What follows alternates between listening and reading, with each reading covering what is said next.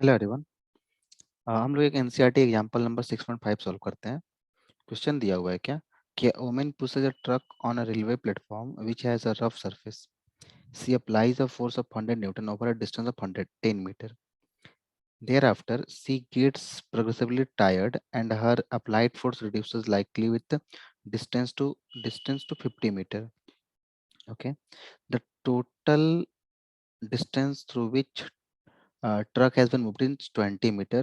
Plot the force applied by the woman and the frictional force with which is 50 newton against the distance. Calculate the work done by the two forces over 20 meter. देखिए हमको इसमें क्या दिया हुआ है कि जो इस पार्ट में सॉल्व करना है हमको, तो पहले ग्राफ प्लॉट करना है वुमेन का फोर्स का और फ्रिक्शनल फोर्स का। ठीक है, तो देखिए जिस जो पहला स्टेटमेंट दिया आपको यहाँ से कि 100 न्यूटन का फोर्स अप्लाई होता है 10 मीटर डिस्टेंस तक, मतलब ये कांस्टेंट फोर्स रहेगा 10 मीटर तक।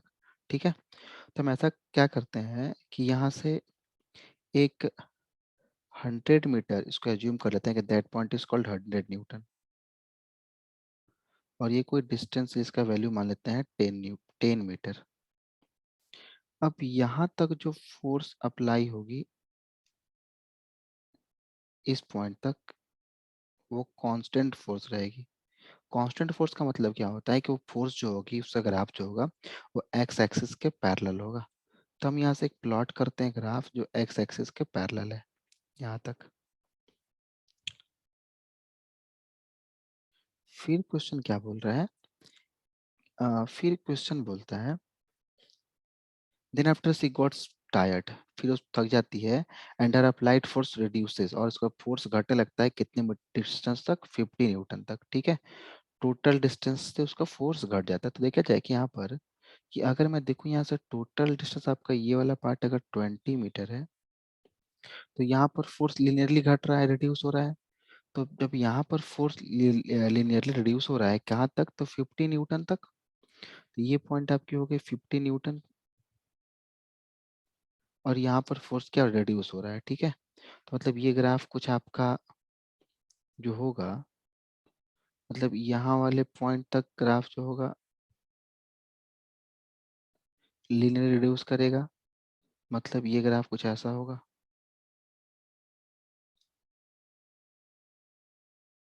ठीक है, तो ये आपका हो गया ग्राफ ओमेन के द्वारा लगाया गया फोर्स का, दैट इज द 20 मीटर, और ये पार्ट आपका है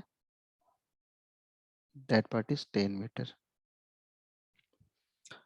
ठीक है, अब क्या बोल रहा है इस क्वेश्चन में कि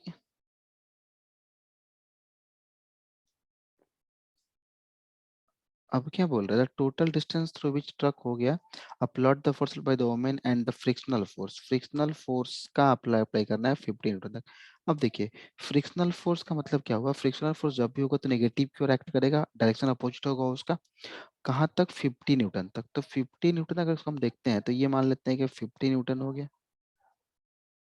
तो frictional force 50 Newton total distance के लिए क्या होगा, अगेंस्ट द डिस्टेंस, तो क्या होगा आपका ग्राफ लीनियरली इंक्रीज, लीनियर रहेगा, मतलब ये आपका ग्राफ होगा फ्रिक्शनल फोर्स का। ये आपका ग्राफ होगा फ्रिक्शनल फोर्स का। ठीक है, तो हम यहाँ पे कोई पॉइंट एज्यूम कर लेते हैं, दैट मान लीजिए ये पॉइंट ओ था, तो इसको मान लेते हैं ए, इसको मान लेते हैं बी, इसको मान लेते हैं सी, इसको मान लेते हैं डी, इसको मान लेते हैं ई, इसको मान लेते हैं एफ, और इसको मान लेते हैं जी। ठीक है, अब हमें क्वेश्चन में क्या बोला गया कि आपको वर्क डन फाइंड करना है। देखिए हमें हमें वर्क डन फाइंड करना है। वर्क डन का फॉर्मूला क्या होता है, integration over force vector dot displacement vector. यहाँ डिस्प्लेसमेंट कहाँ हो रहा है, एक्स एक्सिस की ओर, तो इसको मैं लिख सकता हूँ कि integration over force vector dot displacement vector along x axis है, तो मैं लिख सकता हूँ इसको कितना, dx लिख सकता हूँ। अच्छा, इंटीग्रेशन का ग्राफिकल मीनिंग क्या होता है, तो इंटीग्रेशन का ग्राफिकल मीनिंग क्या होता है कि एरिया एनक्लोज्ड बाय कर्व। ठीक है, इंटीग्रेशन का ग्राफिकल मीनिंग होता है एरिया एनक्लोज्ड बाय कर्व। तो यहाँ पर अगर देखा जाए तो जो वर्क होगा आपके पास वो बराबर होगा area enclosed bye curve. Area enclosed bye curve, और कर्व किसका है? फोर्स डिस्प्लेसमेंट ग्राफ का है, तो area enclosed bye curve F x. ठीक है, तो यहाँ पर देखिए पूरा ग्राफ दो पार्ट में मिलकर बना हुआ है। एक पार्ट में आपका ये वाला पार्ट है जहाँ पर आपका है फोर्स किसके द्वारा, ओमेन, वर्क किसके द्वारा, ओमेन के फोर्स के द्वारा। दूसरा पार्ट में क्या आपके पास ये वाला पार्ट जहाँ पे वर्क आपका है फ्रिक्शनल फोर्स के द्वारा। ठीक है, तो अगर हम सबसे पहले कैलकुलेट करते हैं work done by women force. ठीक है, अगर हम यहाँ से work done by women force calculate करते हैं तो वर्क बाई वुमेन फोर्स अगर निकालते हैं तो क्या हो जाए, देखिए वुमेन फोर्स में आपको दिख रहा होगा, दो फिगर दिख रहा होगा। एक फिगर आपके पास A B O D rectangle बन रहा होगा, और दूसरा आपके पास बी सी ई डी आपका ट्रेपेजियम बन रहा होगा। ठीक है, तो हम बोल सकते हैं ऐसा कि work done by women force तो हो जाएगा area of rectangle A B D O plus area of triangle, area of trapezium, area of trapezium B C E D. अच्छा देखिए, तो आपको पता होगा कि एरिया ऑफ रेक्टेंगल क्या होता है, length into breadth, it means A B into B T, plus area of trapezium क्या होता है, half into sum of parallel side. तो पैरेलल साइड कौन कौन सा है, पैरेलल साइड बी डी और प्लस C E into distance between them. तो डिस्टेंस कितना है इसका, ए डी के बराबर है। वैल्यू पुट करते हैं यहाँ से, तो ए बी का वैल्यू किसके बराबर है, 10 के बराबर है। बी डी का वैल्यू कितना है, बी डी का वैल्यू 100 है, प्लस 1/2। बी डी कितना है, तो बी डी का वैल्यू 100 है, प्लस सी कितना है, तो सी का वैल्यू 50 है, इनटू ईडी। ईडी का वैल्यू कितना है, तो आपको दिखेगा ईडी पॉइंट यहाँ से यहाँ तक के बीच मतलब 20 - 10, तो कितना हो जाएगा, 10 हो जाएगा। इसको सॉल्व करते हैं तो 10 इंटू 100 तो 1000, प्लस ये 2 से कैंसिल हो जाएगा 5 टाइम्स में, तो ये 150, और 150 इंटू 5, तो 150 इंटू 5, तो ये कितना हो जाएगा 1000 प्लस 150 और ये 750, ये हो जाएगा 1750 न्यूटन मीटर, और इसी को बोलते हैं क्या, जूल। तो 1750 जूल। ये आपका एक आंसर हो गया, work done by women force. Second case में क्या फाइंड करना हम लोगों को, सेकेंड टर्म हम लोग को फाइंड करना है कि work done by frictional force, मतलब टू फोर्सेस, दोनों फोर्स निकालने हैं हम लोगों को। तो एक तो आपका फ्रिक्शनल फोर्स वुमेन फोर्स का हो गया, सेकेंड फाइंड करना हम लोग किसके द्वारा, work done by frictional force का। ठीक है, तो अगर हम सेकेंड वाला टर्म फाइंड करते हैं यहाँ से, that is second term is work done by frictional force. ठीक है,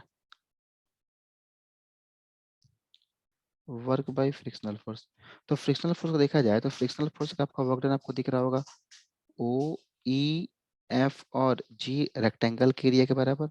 उसको बोल सकते हैं क्या, एरिया ऑफ रेक्टेंगल, कौन सा, area of rectangle O E F G. तो एरिया ऑफ रेक्टेंगल, रेक्टेंगल क्या होता है, लेंथ इनटू ब्रेथ। इसका मतलब क्या, ओ ई मल्टीप्लाई बाई ई एफ। तो ओ ई का वैल्यू कितना दिया हुआ है, तो ओ ई आपका है 20, और ई एफ कितना है, ई एफ आपका नेगेटिव फोर्स 50 न्यूटन, तो -50 न्यूटन।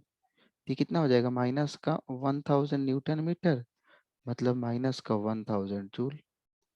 ये हो गया आपका work done by frictional force, और ये हो गया आपके पास work done by women force. तो दोनों फोर्स कितने कितने आए आपके पास, जो work done by women force था वो कितना आया, वर्क डन बाई आपके पास जो वुमेन फोर्स था वो मिला आपको 1000 माइनस का 1000 जूल, और work done by fricks women force कितना मिला 1750, और work done by frictional force -1000 joule. I hope ये सोल्यूशन आपको समझ में आया होगा। Thank you.